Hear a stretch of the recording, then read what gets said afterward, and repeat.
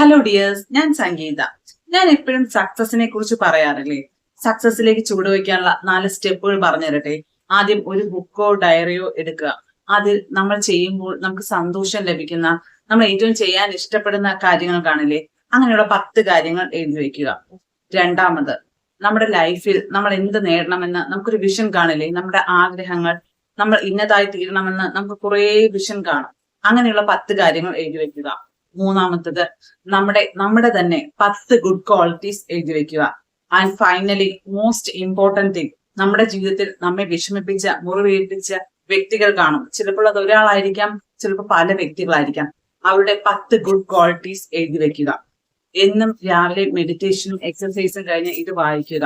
ഉറപ്പായും നമുക്ക് വേണ്ടി രാവിലെ അരമണിക്കൂർ മാറ്റി വെച്ചേ പറ്റൂ. എന്നും വിഷമിച്ചും സങ്കടങ്ങൾ പറഞ്ഞും നമുക്ക് നമ്മുടെ ജീവിതം തള്ളി നീക്കിയാൽ മതിയോ? നമുക്കും ഒരു മാറ്റം വേണ്ടേ? സന്തോഷവും സമാധാനവും നിറഞ്ഞൊരു ജീവിതം നമുക്ക് അവകാശപ്പെട്ടതാണ്. നമ്മുടെ ചിന്തകൾ മറ്റുള്ളവരെ ഭരിക്കാൻ വിട്ടുകൊടുക്കരുത്. അവിടെ നമ്മുടെ സ്വപ്നങ്ങൾ കൊണ്ട് നിറയ്ക്കണം. സ്വപ്നങ്ങൾ യാഥാർത്ഥ്യമാകാൻ വേണ്ടി നമ്മൾ പണിയെടുക്കണം. അപ്പോൾ വടിവൊത്ത നല്ല ഭംഗിയുള്ള അക്ഷരങ്ങൾ കൊണ്ട് നമ്മുടെ ജീവിതം രചിക്കപ്പെടും.